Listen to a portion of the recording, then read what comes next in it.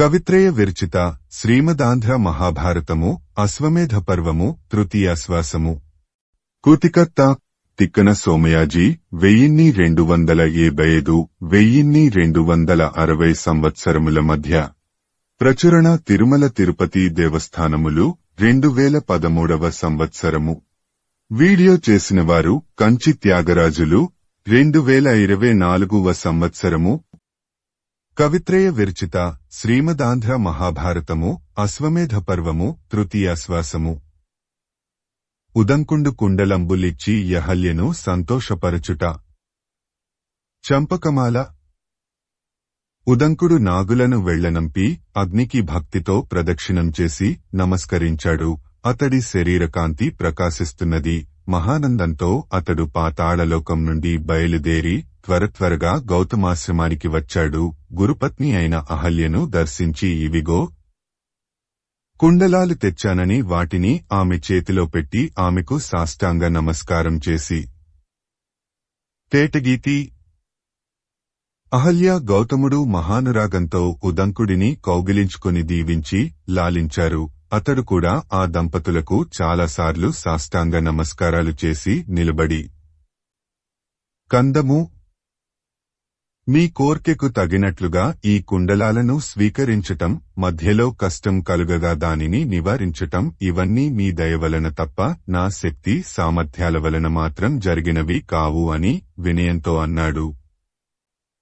వచనము. ఉదంకుడు ఈ విధంగా పలుకగా ఆ దంపతులు పరమ సంతృప్తి పొందారు. అప్పుడు గౌతముడు అతడితో ఈ విధంగా అన్నాడు. ఉత్పలమాల.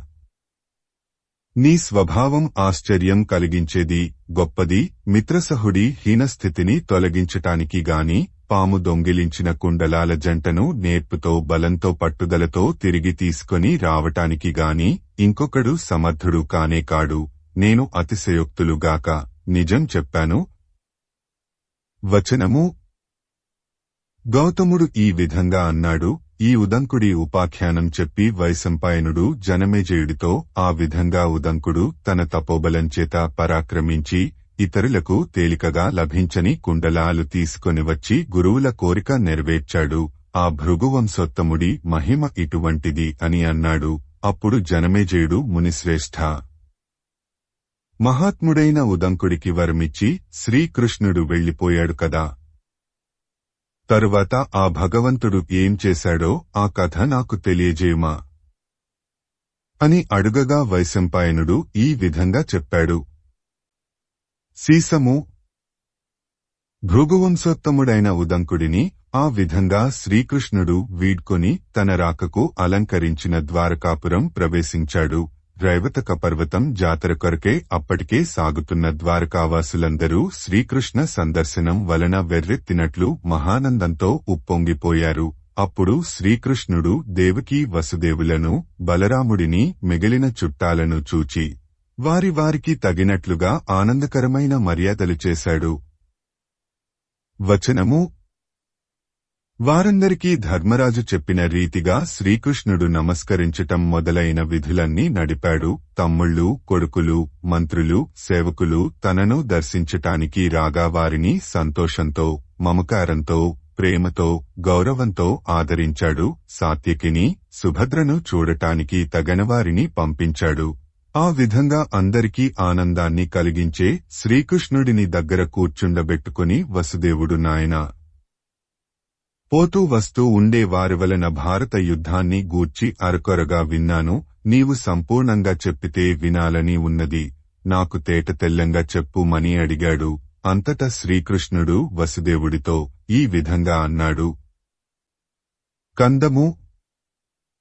భారత యుద్ధ కథ చాలా పెద్దది. దానినంతా చెప్పటానికి చాలా రోజులు పట్టుతాయి. అందువలన ముఖ్యులైన వీరులు యుద్ధాలు చేసిన తీరు కొంత నీకు కొద్ది మాటలలో అర్థమయ్యేటట్లుగా చెప్పుతాను. సీసము. వసుదేవ. కౌరవ సైన్యం 11 అక్షౌహిణులు. భీష్ముడు దానికి సేనాధిపతి. పాండవులు అతనికెదురుగా శిఖండిని నిలిపారు. పాండవ సైన్యం 7 అక్షౌహిణులు. ఈ రెండు సైన్యాలు హోరాహోరిగా పోరాడాయి. ఆ పోరాటాన్ని చూచి దేవతలు సైతము ఆశ్చర్యపడ్డారు. అర్జునుడు తోడు రాగా శిఖండి యుద్ధం మొదలైన 10వ రోజున భీష్ముడిని పడగొట్టాడు. ఆ మహాత్ముడు ఉత్తరాయణ పుణ్యకాలం వచ్చే వరకు మరణించకుండా అంపపానుపు మీద ఉన్నాడు. కందము ద్రోణాచార్యుడు 5 రోజులు తీవ్ర యుద్ధం చేశాడు. యజ్ఞాగ్ని నుండి పుట్టినవాడు, ద్రుపదుడి కొడుకు అయిన ధృష్టద్యుమ్నుడు నా ఉపాయం వలన అర్జునుడి అండవలన ఆ ఆచార్యుడిని చంపగలిగాడు. కందము కర్ణుడు 2 రోజులు యుద్ధం చేసి నడివేసవి సూర్యుడివలె వెలిగే అర్జునుడి బాణకిరణాల వలన దగ్ధమయ్యాడు. చంపకమాల కర్ణుడు మరణించిన మరునాడు శల్యుడు మహాపరాక్రమవంతుడై యుద్ధం చేశాడు. కాని ఆ రోజు ఒక పూట గడిచిన తరువాత ధర్మరాజు చేతిలో చనిపోయాడు. అప్పుడు శకుని సైన్యంతో వచ్చి యుద్ధం చేశాడు. వెంటనే సహదేవుడు అతడిని చంపాడు. అంతటితో చేసేది ఏమీ లేక నిబ్బరం కోల్పోయి ఆత్మాభిమానం విడిచి అల్పుడే. వచనము దుర్యోధనుడు తన తమ్ముళ్లనందరినీ భీముడు యుద్ధంలో మట్టుపెట్టినప్పటికీ వారి వినాశనాన్ని దిగంరింగాడు. తరువాత క్షీణించి పలచనైన సైన్యాన్ని వదలి గదను చేపట్టి కాలి నడకను పోయినవాడే ఒక్కడే పెద్ద చెరువులో ప్రవేశించాడు. మంత్రం జపించి నీళ్లు శిలారూపం పొందేటట్లు చేశాడు. ఈ గుట్టు తెలుసుకున్న పాండవులు చెరువు చుట్టూ చేరి అతడిని జీవస్థానాలను బ్రద్దరు చేసే నిందావాక్యాలు పలికి బాధపెట్టగా ఆట వెలది. దుర్యోధనుడు చెరువు నుండి బయటికి వచ్చి భీముడితో వీరోచితంగా పోరాడాడు. చివరకు భీముడి గదాఘాతం వలన తొడలు విరిగి కూలిపోయి ప్రాణాలు విడిచాడు. ఈ విధంగా పాండవులు జయం పొందారు. కందము వసుదేవ ఆ రాత్రి అశ్వత్థామ విజృంభించి పాండవ శిబిరం ప్రవేశించి ఏనుగుల, గుర్రాల, సైనికుల సమూహాన్ని ఒక్క పురుగు మిగులకుండా ఊచుకోత కోశాడు. ఇంకా చెప్పటానికి ఏమున్నది? వచనము ఆ రాత్రి నేను పాండవులు అక్కడ లేకపోవటం వలన ఆ ఘోర కార్యం జరిగింది. ఈ విధంగా 18 రోజులు నడిచిన యుద్ధంలో మేము 6గురము, శ్రీకృష్ణుడు, పంచపాండవులు, సాత్యకి తప్ప మిగిలిన మా వైపు వారందరూ మరణించారు. కౌరవపక్షంలో అశ్వత్థామ, కృపుడు, కృతవర్మ బ్రదికారు. యుయుత్సుడు ముందే పాండవుల పంచుకు చేరటం వలన చావు తప్పించుకున్నాడు. ఇది భారత యుద్ధం జరిగిన తీరు. కందము అని శ్రీకృష్ణుడు భారత యుద్ధం జరిగిన విధమంతా చెప్పాడు. కాని వసుదేవుడికి దుహకం ఎక్కువ కావటం తాను ఓర్చుకొనలేడు. కాబట్టి అభిమన్యుడి చావును గూర్చి అతడికి చెప్పటానికి ఇష్టపడనేలేదు. వచనము శ్రీకృష్ణుడు అభిమన్యుడి వధను గూర్చి చెప్పకపోవటం గ్రహించిన సుభద్ర అన్న నీ మేనల్లుడైన అభిమన్యుడు మరణించటం మీ తండ్రి వసుదేవుడికి చెవులకెక్కేటట్లు చెప్పుమని వసుదేవుడు వినేటట్లుగా పలికింది. అప్పుడు వసుదేవుడు మొదలైన యాదవులు కొత్తగా పుట్టిన దుహకంతో ఆక్రోశించారు. శ్రీకృష్ణుడు వారినందరినీ ఓదార్చి హస్తినాపురంలో ఉత్తర సుభద్రలు అభిమన్యుడిని గూర్చి మహాదుహకంతో క్షోభిస్తే కుంతీదేవి వారిని ఓదార్చటం, పాండవులు విడివిడిగా అభిమన్యుడి తృప్తికై మణులు, బంగారం, గోవులు మొదలైన వస్తువులను బ్రాహ్మణులకు దానం చేయటం, ఇంతేకాకుండా తటాక నిర్మాణం మొదలైన ధర్మకార్యాలు చేయటం వారికి వివరించాడు. ఇంకనూ వారితో అభిమన్యుడు రౌద్రం మూర్తీభవించినట్లుగా దుర్యోధన, ద్రోణాది మహావీరులందరినీ చెల్లాచెదరుచేసి కలతపెట్టాడు. నానాదేశ రాజులను యమలోకానికి పంపాడు. దేవతలు పొగడుతుండగా ఉత్తమలోకానికి వెళ్లి సుఖంగా ఉన్నాడు. వాని కొరకు శోకించటం ఎందుకు అని పలికి వారి మనస్సులు కుదుటపరిచి ఆట వెలది. శ్రీకృష్ణుడు చుట్టాలకందరికీ మిక్కిలి ఇష్టమైన రీతిగా నడుచుకుంటూ ఉన్నాడు. ఈ విధంగా సవిస్తరంగా సంతోషం కలిగేటట్లు చెప్పి ఇంకను వచనము హస్తినాపురంలో పుట్టిన విశేషాలు వినుమంటూ వైశంపాయనుడు జనమేజయుడితో ఈ విధంగా అన్నాడు. కవిత్రయ విరచిత శ్రీమదాంధ్ర మహాభారతము అశ్వమేధ పర్వము తృతీయాశ్వాసము. వ్యాసుడు పాండవుల నశ్వమేధయాగోన్ముఖుల జేయుట. సీసము జనమేజయ చుట్టాలందరూ మాటల వెంబడి అభిమన్యుడిని పెక్కుమాటలలో పొగడేటప్పటికీ ఎంతో బాధ కలిగి ఉత్తర శోకించింది. ఆమె దుఃఖపడటం చూచి పాండవులు దుఃఖంలో మునిగిపోయారు. అప్పుడు దయామయుడైన వ్యాసమహర్షి వచ్చి తగిన మాటలు చెప్పి వారిని ఓదార్చాడు. ఆ సందర్భంగా అశ్వమేధయాగ సంస్కారాలను వివరించి మీరు వెంటనే దానిని చేయటానికి పూనుకొనండని వారిని ఆజ్ఞాపించి అదృశ్యుడయ్యాడు. కందము. వైశంపాయనుడి మాటలు విని జనమేజయుడు పుణ్యాత్మ. వ్యాసమహర్షి ఈ విధంగా హితం కలిగించే ఉపదేశం చేయగా ధర్మరాజు అశ్వమేధయాగం చేయటానికి ఏ విధంగా పూనుకొన్నాడు? కందము అని అడుగగా వైశంపాయనుడు అతడితో ఈ విధంగా అన్నాడు. వ్యాసమహర్షి వెళ్లిన తరువాత ధర్మరాజు కళ్లల్లో ఉత్సాహ శోభ ఒప్పగా తన తమ్ముళ్లను చూచి సీసము. వ్యాసమహర్షి మమకారంతో చెప్పిన మాట విన్నారు కదా. ఈనాడు భూమండలంలో ధనం లేదు, అందుచేత బ్రాహ్మణులు దాచిపెట్టిన ధనాన్ని తీసుకొని రావటం తప్పనిసరి అవుతున్నది. అయితే ఆ పని సాధ్యాసాధ్యాలను హిమాలయ యాత్రా విధానము ఆలోచించవలసి ఉన్నది అని అన్నాడు. అప్పుడు భీముడు ధర్మరాజుతో పరమశివుడిని నియమబద్ధంగా పూజించి ఆయన అనుగ్రహం పొంది ప్రమథగణాలను సేవించి అక్కడ భూతబలులు చేసి కందము. రాజా, మరుత్తుడు దానం చేసింది ఈనాటికి చెక్కు చెదరకుండా ఉన్నది అయిన బంగారాన్ని తీసుకొని వద్దాము. రాజేంద్రవస్థను గూర్చి మనం విచారించటం దేనికి? వచనము. ఆ బంగారం తీసుకొని వచ్చే పనికి తగిన సైన్యంతో ప్రభువులు వెళ్లవలేను అని అన్నాడు. అర్జునుడు, నకుల సహదేవులు ఆ విధంగానే అన్నారు. వారి మాటలకు సంతోషించి ధర్మరాజు అశ్వమేధయాగం చేయాలని నిశ్చయించుకున్నాడు. తరువాత ధృతరాష్ట్రుడి దగ్గరకు వెళ్లాడు. అశ్వమేధయాగం ప్రారంభం అవుతుందనే మాట వినబడేటప్పటికీ ఆ మహారాజు కొడుకులను తలుచుకుని విలపించాడు.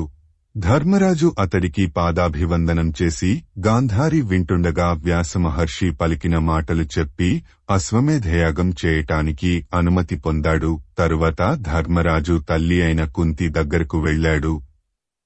ఆమె ఎంతో సంతోషించి యాగం నిర్వహించటానికి అనుమతించింది. అతడామె కాళ్లకు మ్రొక్కి సెలవు తీసుకొని ఆస్థాన మండపానికి వచ్చి యూత్సుడిని రప్పించి చేయవలసిన పని తెలియజేసి నీవు నగరాన్ని రక్షించటానికి ఆగుమని చెప్పి అతడికి విదురుడిని తోడుగా నిలిపాడు.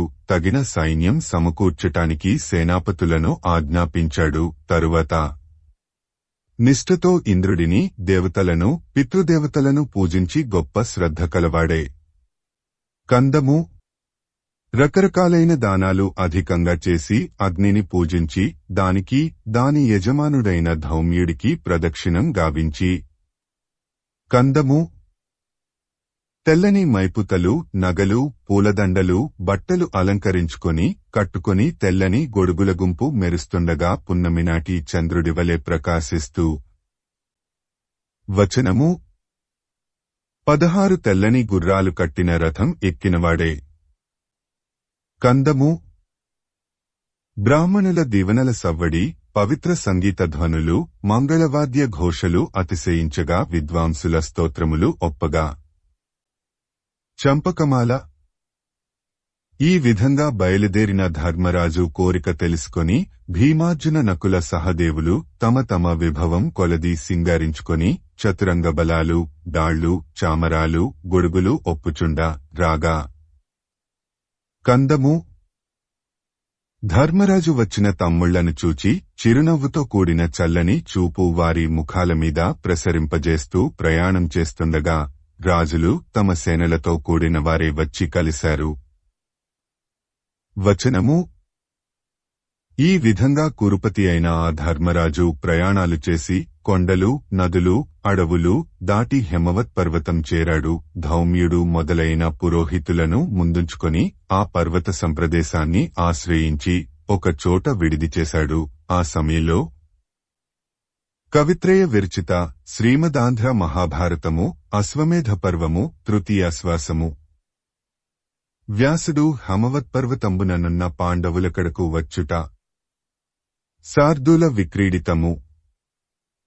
ఉదయిస్తున్న సూర్యుడి కాంతులతో కూడిన జడల గుంపు, వర్షాకాలమందలి మబ్బువన్నెగల శరీరము, కాంతిమంతమైన దండము, లేడితోలు అనే వస్త్రం కలవాడు, మోక్షప్రదాత, దయాసంపన్నుడు అయిన వ్యాసుడు వచ్చాడు. వచనము. ఈ విధంగా ప్రత్యక్షమైన వ్యాసమహర్షిని భక్తితో పూజించి పాండవులు, మేము చేయవలసిన పని ఏమి అని అడిగారు. అంతా ఆ మునీంద్రుడు, రేపు మీరు శివ పూజలు చేయాలి, ఈ రాత్రి నియమనిష్టలతో దర్భపడకల మీద పడుకొనండి అని ఆజ్ఞాపించాడు. ఆటవెలది. యజ్ఞగృహంలో మిక్కిలి ప్రకాశించే పంచాగ్నులవలె పాండవులు అందమైన పర్ణశాలలో దర్భపడకల మీద శయనించారు. వచనము. ఆ విధంగా ఉండి పాండవులు బ్రాహ్మణుల దివనలు పొంది ఆ రాత్రి వెళ్లబుచ్చారు. వేకువజామున కాలకృత్యాలు తీర్చుకొని ధర్మకర్మ నిర్వహందక్షుడైన వ్యాసుడి అనుజ్ఞతో ధౌమ్యుడు మొదలైన పురోహితుల తోడ్పాటుతో దర్భలతో సంస్కరించిన చోట శివుడిని నిలిపి ధూప దీప గంధ పుష్పాలతో పూజించి పాయసం మొదలైన మహానైవేద్యాలను ఆ దేవుడికి అర్పించారు. తరువాత ముఖ్య ప్రమథులను, వారి అనుచరులను, కుబేరుడు, మాణిభద్రుడు మొదలైన భూతాలను, యక్షులను మంత్రపూర్వకంగా ఆహ్వానించి పూజించారు. కందము. రక్షణ కలిగించే మంత్రాల జ్ఞానం వలన సమర్థులైన ధౌమ్యాది పురోహితులు చుట్టూ చేరి ఉండగా మహాపుణ్యాత్ముడైన ధర్మరాజు ఉత్సాహంతో కందము. తాను తమ్ముళ్ళు వ్యాసుడు ముందు నడుస్తుండగా నిధులున్న చోటికి వెళ్లి ఎర్రని గంధ పుష్పాలతో, మాంసంతో, అప్పాలతో, పేలాలతో శాస్తోక్తంగా ఆటవెలది. జనమేజయ. భూతములకు తృప్తి చేసి మహాబల సంపన్నులైన సేవకులతో నిధులున్న చోటు త్రవ్వండని ఆజ్ఞాపించాడు. ఆ సేవకులు ఉత్సాహం ఒరకలు వేస్తుండగా అరుస్తూ ఆ చోటును త్రవ్వారు. కందము. త్రవ్వేటప్పటికి అన్ని దిక్కులందునూ వెలుగులు విరజిమ్ముతూ నిధి ప్రకాశిస్తూ ఉన్నది. అప్పుడు భీమార్జున నకుల సహదేవులు ఉబ్బిపోతుండగా ధర్మరాజు దానికి పూజలు చేశాడు. వచనము. ఆ విధంగా అనేక విద్యాఖని అయిన వ్యాసుడు ప్రత్యక్షమై ఒక మహానిధిని సాధించాడు. అప్పుడు ధర్మరాజు ఆ మహర్షికి సాష్టాంగ నమస్కారం చేసి చేతులు జోడించి నుదుట చేర్చి వినయం ప్రకటించాడు. అంతటా ఆ మహర్షి ధర్మరాజును కౌగిలించుకొని దీవెనలు కురియించి సెలవిచ్చి అదృశ్యుడయ్యాడు. అప్పుడు ధర్మరాజు సీసము. జనమేజయ. వేలకొలది బళ్లను, గాడిదలను, ఒంటెలను, గుర్రాలను, ఏనుగులను ఉత్సాహంతో సమకూర్చి బరువులెత్తించాడు. బరువులు మోయటంలో మొనగాళ్లైన అనేక లక్షల మంది నేను నేను అంటూ పూనుకొని మోయగా యాగశాలలో కలప, బంగారంతో చేసిన కలశాలు, అలుకు కుండలు, కాగులు మొదలైన పాత్రలు, పీటలు, మంచాలు, రోళ్లు, రోకళ్లు, నేతి గిన్నెలు, దండాలు, కమండలాలు, కొడవళ్లు మొదలైన వస్తువులన్నీ శుద్ధ బంగారంతో చేయించి ఒక్కసారిగా నడిపించినాడు. చంపకమాల. రాజా. ఇంకా తనకు దగ్గర ఉన్న బంగారపు గుట్టలో నుండి లెక్కించడానికి శక్యం కాని బారువుల కొలది బంగారాన్ని బళ్లలోనూ, పెరికలలోనూ, మూటలలోనూ తీసుకుని వెళ్లేటట్లు చేశాడు. దీనిని చూచి ప్రజలు, దేవతలు ఆశ్చర్యపడ్డారు, శత్రువులు భయపడ్డారు. ఆటవెలది. రాజేంద్ర.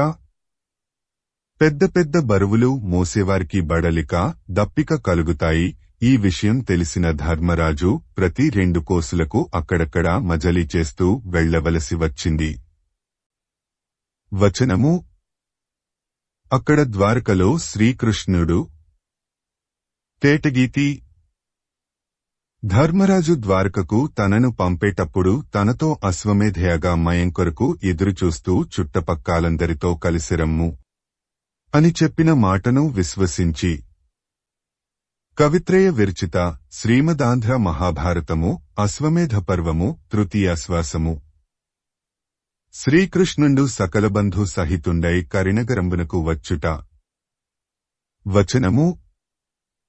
అశ్వమేధయాగ సమయం కొరకు నిరీక్షిస్తూ ధర్మరాజు దానిని చేయటానికి ప్రయత్నిస్తున్నాడని గూఢచారులు చెప్పిన మాట విని కృష్ణుడు ఎంతో సంతోషించాడు. వెంటనే బలరాముడు సాత్యకి మొదలైన యాదవులతో సుభద్రను వెంటబెట్టుకొని హస్తినాపురానికి వచ్చాడు. అతడిరాక విన్న గాంధారి, ధృతరాష్ట్రులు, కుంతి అతడిని తీసుకొని రావటానికి యుయుత్సుడిని పంపారు.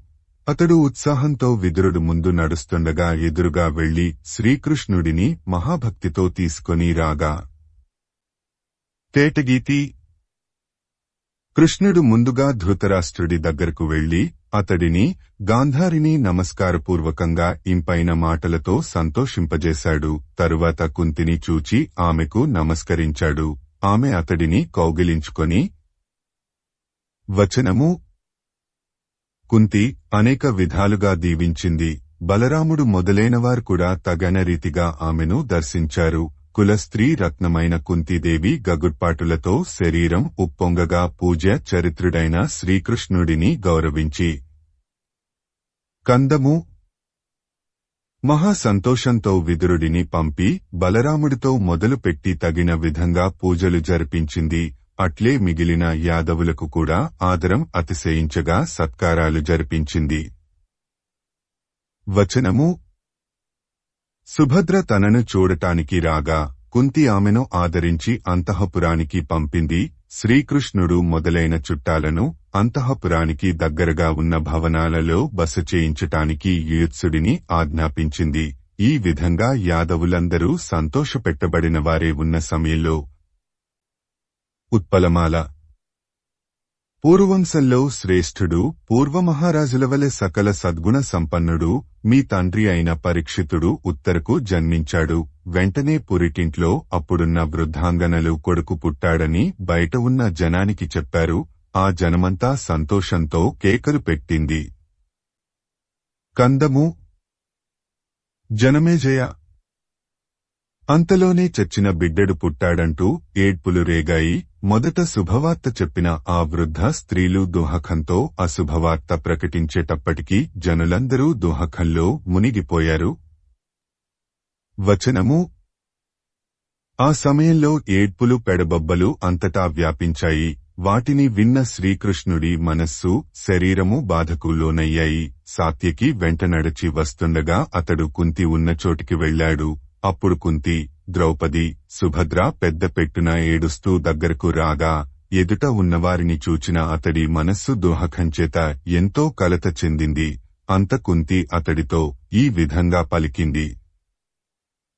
కవిత్రయ విరచిత శ్రీమదాంధ్ర మహాభారతము అశ్వమేధ పర్వము తృతీయాశ్వాసము. పరీక్షిత్ ప్రాణదానంబునకై కుంతి సుభద్రలు కృష్ణు ప్రార్థించుట. కందము నాకు నా సంతానానికి నీవే దిక్కు. కఠినాత్ముడైన అశ్వత్థామ ప్రయోగించిన ఇషికాస్త్రం నుండి పుట్టిన అగ్నిచేత మాడి నీ ముద్దుల మేనల్లుడి కొడుకు చచ్చిపోయి జన్మించాడు.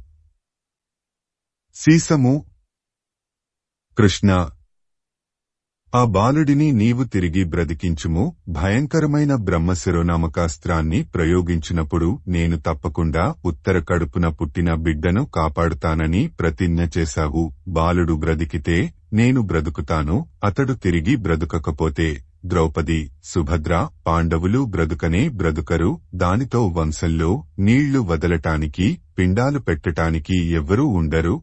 ఒకప్పుడు నీవు ఉత్తరను కూడా ఓదార్చావు. దయామయుడవై ఆమె గర్భశోకాన్ని తొలగించవయ్యా. వచనము దేవా ఈ భరతవంశాన్ని నిలిపినవాడవు నీవే, కాబట్టి నీవే ఈ శిశువును కూడా బ్రతికించుము అని పలుకుతూ కుంతి నేలమీద కూలిపోయింది. అప్పుడు కృష్ణుడు ఆమెను ఉపశమనం కలిగే మాటలతో ఓదార్చి కందము అశ్వత్థామ భీముడి మీద బ్రహ్మశిరోనామకాస్త్రాన్ని ప్రయోగించాడు. కాని చివరకు అర్జునుడు, అతడి భార్యనైన నేను దాని ఫలితాన్ని పొందే దుర్గతి పాలయ్యాము. నీకింకా ఏమి చెప్పగలను ప్రభూ? కందము నీ బావమరది చనిపోయిన కన్నకొడుకు మీది తీపి రోజు రోజుకు పెరుగుతూ ఉంటే తప్పించిపోతున్నాడు. మనుమడు కూడా ఈ విధంగా నాశనమైపోతే ఆయన ఏమైపోతాడో ఎరుగను. ఇది నీకే తెలియను. సీసము ధర్మరాజు ఈ మహాదోహకాన్ని ఏ విధంగా భరిస్తాడు? భీమనకుల సహదేవులు ఏ ఉపాయంచేత చిత్స్వాస్థ్యాన్ని పొందుతారు? దేవా, ఈ మాట వినుము. అశ్వత్థామ బ్రహ్మశిరోనామకాస్త్రాన్ని ప్రయోగించినప్పుడు నీవు అతడిని బెదిరించి నీచుడా, నీ అస్త్రాన్ని పనికిరాకుండా చేస్తాను అని అన్నావు. ఆ మాటల వలన మా గుండెలు కుదుటబడ్డాయి. నీ మహిమ మాకు తేటతెల్లం కాబట్టి మేము భయపడము. సత్యము, దయ, ఆశ్రితరక్షణము నీకు సహజగుణాలు. తలవంచి నమస్కరించి నిన్ను వేడుకొంటున్నాను. దయతో ఈ పాండవుల కులాన్ని కాపాడుకొనుము. తేటగీతి. దుర్వార ప్రతాపశాలి, ఏ విధంగానూ నీవు పాండవులను భంగపడనీయవు. కాని నీ కన్నుల ఎదుటనే అశ్వత్థామ పాండవులను భంగపడజేశాడు. వాడిని నిందించటానికి ఇంకా ఏమున్నది? వచనము అని ఇంకను ఇట్లా అన్నది. చంపకమాల, భక్తవత్సల, సర్వలోకాలలోని వారు ఒక్కసారిగా మరణించినప్పటికీ వారికందరికీ తిరిగి ప్రాణాలు పోయటానికి సమర్థుడవు. నీకిష్టమైన మేనత్త కొడుకైన అర్జునుడి మనుమడు చావగా వదిలిపెట్టుదువా? దుహకం ముంచెత్తటం వలన మేము అవివేకులమై నీ ఎదుట అనేక విధాలుగా అర్థం లేని మాటలు అడ్డులేకుండా పలికితిమి. తేటగీతి. సుభద్ర ఈ విధంగా పలికేటప్పటికీ శ్రీకృష్ణుడికి దయ, దుహకము ఎక్కువయ్యాయి. అతడు కంఠస్వరం మేఘగర్జవలే ఒప్పగా అందరూ సంతోషంతో వింటుండగా, ఈ పస్కందును బ్రతికిస్తాను, మీరు విచారించకండి అని అన్నాడు. వచనము అందరూ విని ఆనందించేటట్లు ఆ విధంగా పలికి శ్రీకృష్ణుడు కుంతి మొదలైనవారు అనుసరించగా పురిటింటికి వెళ్లాడు. అందు తెల్లని పూలు, ఆవాలు, పేలాలు, పూర్ణకుంభం మొదలైన మంగళ వస్తువులు చేర్చారు. భూతభయం పోగొట్టటానికి అగ్నులు గనగన మండేటట్లు చేశారు. పదనుగల ఆయుధాలను, వేప చిగుళ్లను ఉంచారు. అన్నిటా నేర్పరులైన ముదుసలి స్త్రీలతో వైద్యం చేయటంలో సామర్థ్యంగల పనికత్తెలతో మేలు కలిగించే దాసీజనంతో ఆ ఇల్లు కటకటలాడుతున్నది. ఈ విధంగా ఒప్పుతున్న ఆ పురిటింటిలో శ్రీకృష్ణుడు ప్రవేశించాడు. ఆ సమయంలో అంతకుముందే సీసము అందరినీ దాటుకొనిపోయి ద్రౌపది శోకంతో సొమ్మసిల్లిపడియున్న ఉత్తరతో ఇదుగో కృష్ణుడు వచ్చినాడు, వినయంతో చూడు అనగా లేచి చెదరిన వెంట్రుకల సమూహంతో ప్రార్థన చేసి, దేవా, భక్తుల దుహకం తొలగించడం నీకు మిక్కిలి గట్టి వ్రతం కదా. దయ ప్రకాశించగా ఈ శిశువును తిరిగి బ్రతికించవయ్యా. నేను నీ మేనల్లుడు ఇప్పుడైనట్లయితే ఆయన కొడుకును ద్రోణుడి కొడుకు అశ్వత్థామ చంపగలిగేవాడా? భర్తలేని పాపాత్మురాలికి పుత్రుడు కూడా లేకపోవడం సంభవిస్తే ఎట్లా బ్రతుకుతుంది? ఉత్పలమాల. కృష్ణ, అభిమన్యుడు యుద్ధంలో మరణిస్తే తప్పక ఆయనతో పాటు సహగమనం చేస్తానని మాట ఇచ్చాను. పూర్తిగా ఆడిన మాట తప్పాను. ఇప్పుడు చనిపోయి దగ్గరకు వెళ్లితే ఆయన ఎత్తిపొడుపు మాటలు మాటాడుతాడని సంకోచిస్తున్నాను.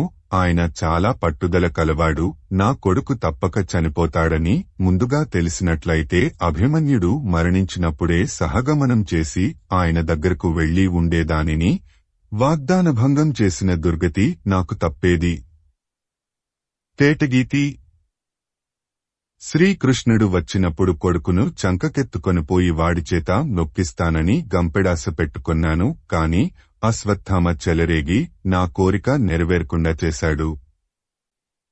వచనము అని వెంటనే అత్యంత దోహకంతో బిడ్డ శవాన్ని ఒడిలో పెట్టుకొని అతడి ముఖాన్ని చూచి, ఆట వెలది. లోకములకు తండ్రి తాతగారు అయిన శ్రీకృష్ణుడు వచ్చి ఉండగా లేచి నమస్కరించుకున్నావు. ధర్మవేత్త అయిన తండ్రికి పుట్టి అధర్మం పాటించటం నీకు తగునా? పెద్దలకు లేచి మొక్కకుండటం అధర్మం. కందము. కుమార, కళ్ళు తెరచి తల ఎత్తి చిరునవ్వులు చిందిస్తూ కుంతిని చూడుము, నన్ను చూడుము, ద్రౌపదిని చూడుము, మీ నాయనమ్మ సుభద్రను చూడుము. చంపకమాల. ఈ విధంగా ఉత్తర ఏడ్చి ఏడ్చి మూర్ఛపడి నేలమీద కూలిపోయింది.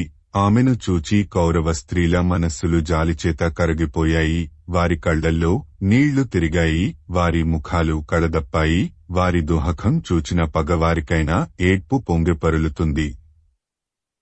వచనము: కొంచెం సేపటికి ఉత్తర మూర్ఛ నుండి తేరుకొన్నది. ముందు నేలమీద ఉన్నట్లే ఉండి నుదుటమీద చేతులు చేర్చి జోడించి శ్రీకృష్ణునికి నమస్కరిస్తూ వెక్కి వెక్కి ఏడుస్తూ రక్షించు రక్షించు మని అన్నది.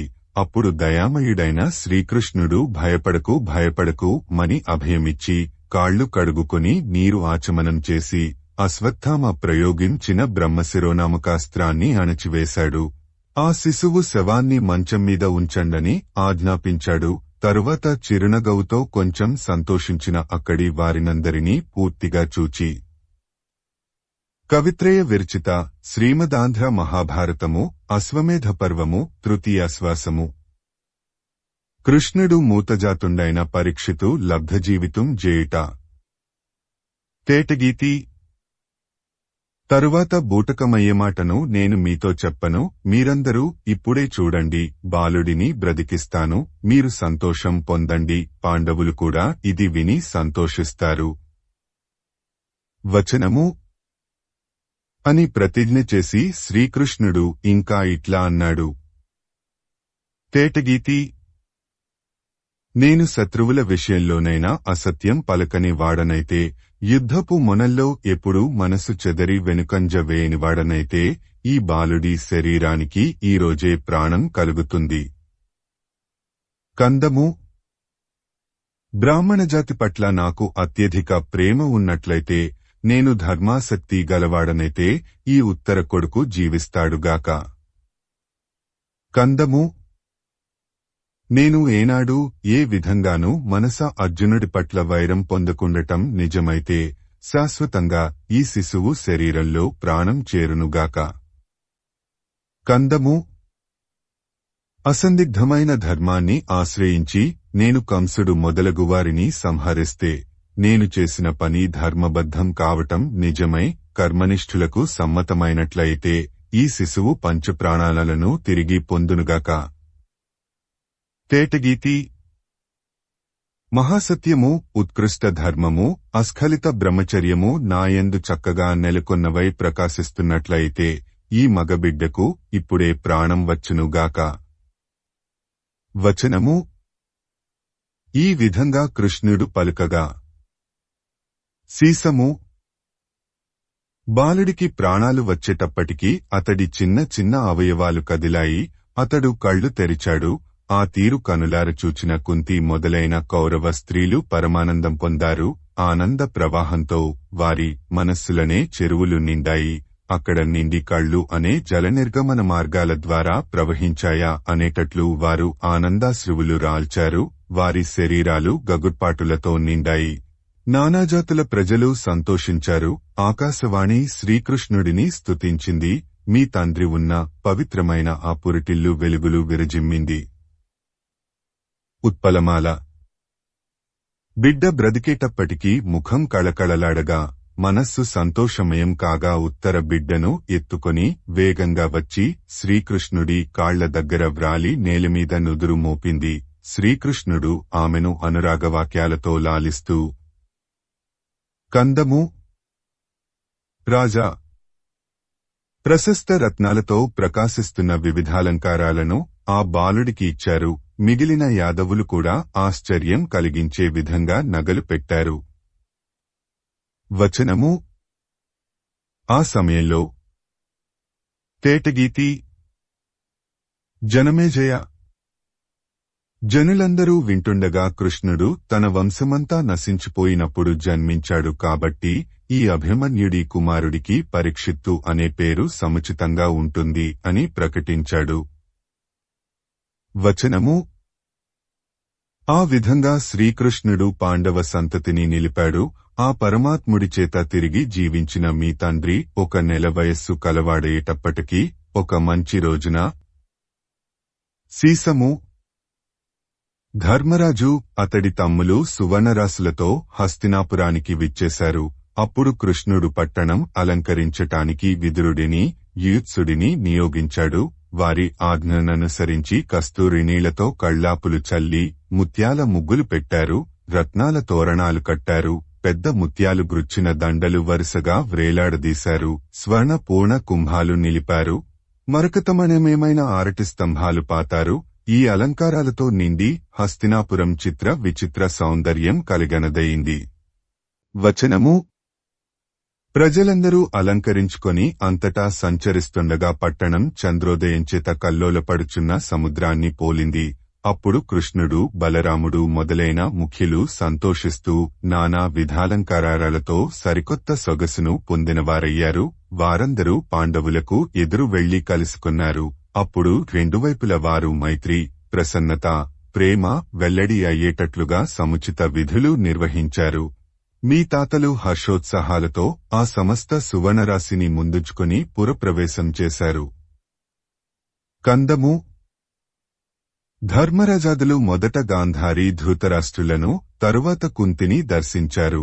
తమను చూడటం వలన ఆనందంతో వికసించిన కన్నులు, నిండిన మనస్సులు కలవారైన యుయుత్సుడిని, విదురుడిని ప్రేమతో. వచనము: తమ దగ్గరకు రప్పించుకొని గౌరవించి పరమానందం పొందుతూ కృష్ణుడు తక్కిన యాదవులతో పాటు ఒకానొక సుందరమండపంలో కొలువు చేశారు. ఆ వేళ కవిత్రయ విరచిత శ్రీమదాంధ్ర మహాభారతము అశ్వమేధ పర్వము తృతీయాశ్వాసము. వ్యాసుడు కృష్ణ సహితులైయున్న పాండవుల యొద్దకు వచ్చుట. సీసము: పాండవులకు ఆశ్చర్యకరమైన పరీక్షిత్తు జన్మ వృత్తాంతాన్ని విపులంగా చెప్పారు. వారికి ఆశ్చర్యము, సంతోషము కలిగాయి. వారు శ్రీకృష్ణుడిని అనేక విధాలుగా స్తుతించి, నీవు చేసిన ఈ పనులు క్రొత్తలుగావు, ఎప్పుడూ నీ దయ మాయందు ఈ విధంగానే ప్రసరించింది అని ప్రశంసించారు. వారందరూ నిశ్చింతగా ఉండి తమ తమ విధులు నిర్వహిస్తూ ఉండగా కొన్నాళ్లకు జ్ఞాన తేజో విరాజితుడైన వ్యాసుడు వచ్చాడు. కందము: అప్పుడు మీ తాతలు శ్రీకృష్ణుడితో కూడా ఎదురుగా వెళ్లి ఆయనను పూజల చేత సంతోషింపజేసి తీసుకొని వచ్చి పరిచర్యలు చేస్తూ మెత్తని మాటలతో. వచనము: సముచిత సల్లాపం చేశారు. అంత ధర్మరాజు వ్యాసుడితో, మీ దయవలన పొందిన ఆ మహాధనాన్ని అశ్వమేధయాగంలో గొప్పగా వినియోగించాలని కోరుతున్నాను, అనుమతించండి అని అన్నాడు. ఈ మాటలకు సంతోషించి ఆ మునీశ్వరుడు ఈ విధంగా అన్నాడు. ఆటవెలది. చంద్రవంశశ్రేష్ఠ, అశ్వమేధం సమస్త పాపాలను నశింపజేస్తుంది. దానిని నానావిధ దక్షిణలతో కూడి ఉండేదిగా చేసి పరిశుద్ధుడవై ప్రకాశిస్తూ ప్రసిద్ధి కెక్కుము. చంపకమాల. వ్యాసుడు ఈ విధంగా పలుకగా ధర్మరాజు సంతోషించి శ్రీకృష్ణుడిని చూచి, దయానిధి, శుభప్రదమైన ఈ అశ్వమేధయాగాన్ని శాస్త్రోక్తంగా చేయమని ఆజ్ఞాపించుము. మాకు తల్లైనా, తండ్రైనా, గురువైనా, ప్రియమిత్రుడైనా నీవే. సాటిలేనిది, ప్రధానమైనది అయిన నీ ఆలోచనయే లోకానికంతటికీ రక్ష. వేయి మాటలెందుకు?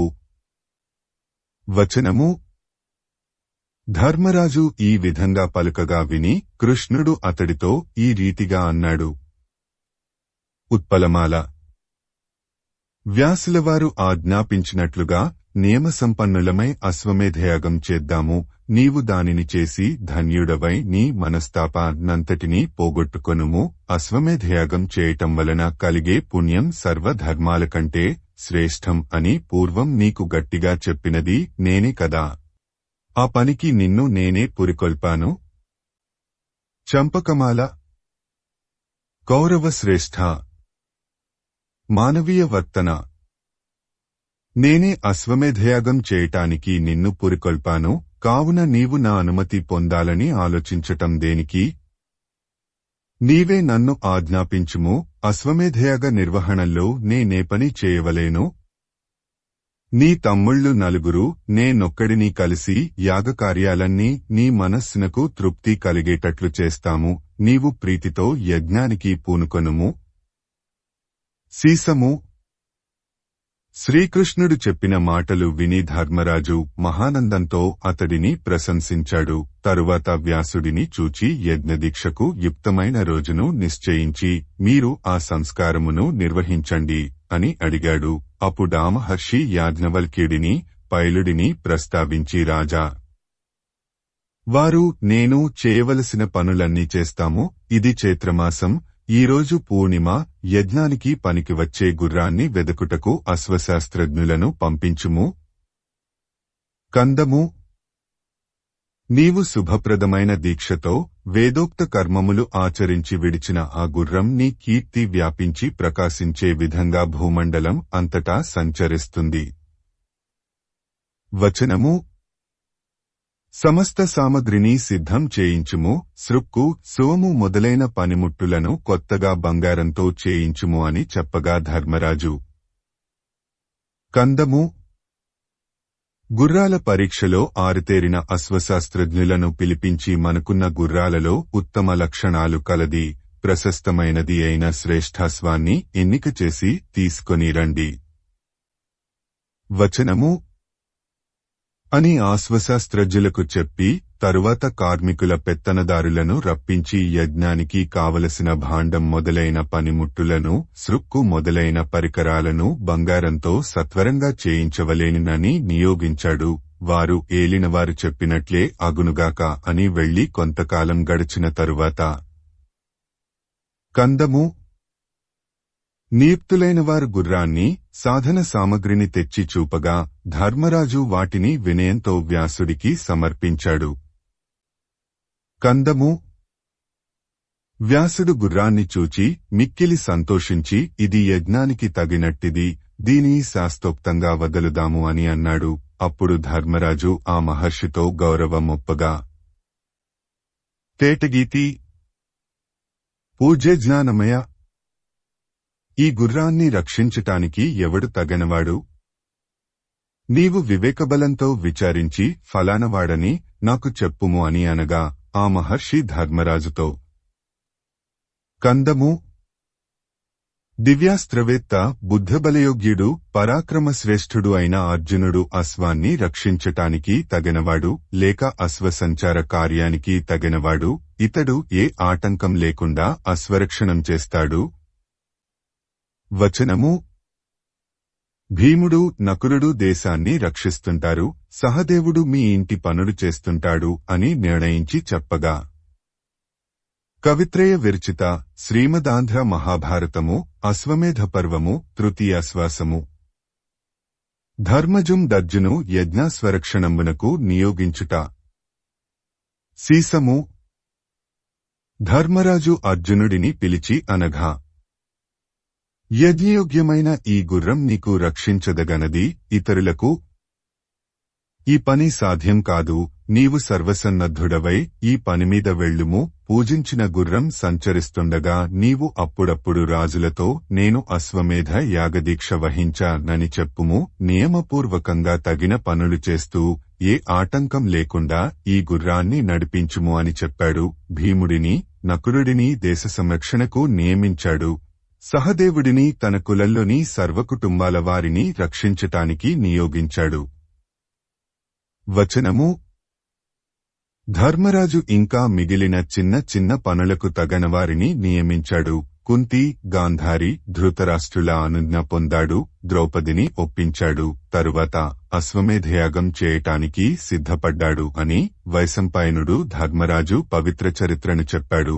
అప్పుడు జనమేజయుడు ధార్మిక శ్రేష్ఠుడైన ధర్మరాజు సమస్త లోకాలకు మనోహరమైన యజ్ఞం ఏ విధంగా చేశాడు వినాలని నా చిత్తం ఉవ్విళ్ళూరుతున్నది, చెప్పుమా అని అడుగగా కవిత్రయ విరచిత శ్రీమదాంధ్ర మహాభారతము అశ్వమేధ పర్వము తృతీయాశ్వాసము. ఆశ్వాసాంతము. ఉత్పలమాల.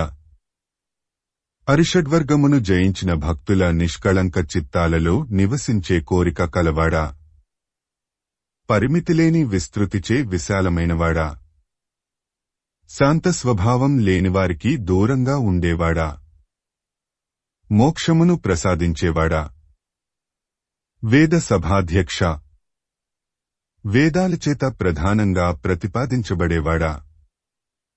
కందము. నిష్కామంగా ఆచరించే కర్మల వలన ప్రాప్తించే చిత్తశుద్ధియే రూపంగా కలవాడా? ఎల్లప్పుడూ ఆశ్రయించిన వారి పాపాలను హరించేవాడా? ఉత్తమ మిత్రుడా? సత్యమును బోధించే పలుకులు కలవాడా? మాలిని. యౌవనంగాని వార్ధకంగాని లేని శరీరం కలవాడా? పాపాలను నిర్మూలించి భక్తుల అంతర్బాధలు తొలగించేవాడా? చావు పుట్టువుల వలన కలిగే దుహకానికి ఫలమైన మతిభ్రమణాన్ని సంసార దుహకాల వలన కలిగే వెర్రిని హరించే కీర్తి కలవాడా?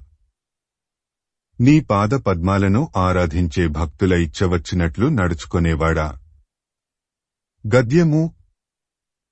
ఇది విద్యాసంపత్తి కలిగినవాడును, సంస్కృతాంధ్ర కవుల మిత్రుడును, కొమ్మన మంత్రి కుమారుడును, విద్వాంసుల ఆరాధనంచేత ప్రకాశించేవాడును, యజ్ఞం చేసినవాడును అయిన తిక్కన రచించిన పూజ్యమహాభారతమందలి అశ్వమేధ పర్వంలో తృతీయాశ్వాసం. అశ్వమేధ పర్వంలోని 3వ ఆశ్వాసం సమాప్తం. కవిత్రయ విరచిత శ్రీమదాంధ్ర మహాభారతము అశ్వమేధ పర్వము తృతీయాశ్వాసము. కృతికర్త తిక్కన సోమయాజీ 1275–1260 సంవత్సరముల మధ్య. ప్రచురణ తిరుమల తిరుపతి దేవస్థానములు 2013వ సంవత్సరము. వీడియో చేసినవారు కంచి త్యాగరాజులు 2024వ సంవత్సరము.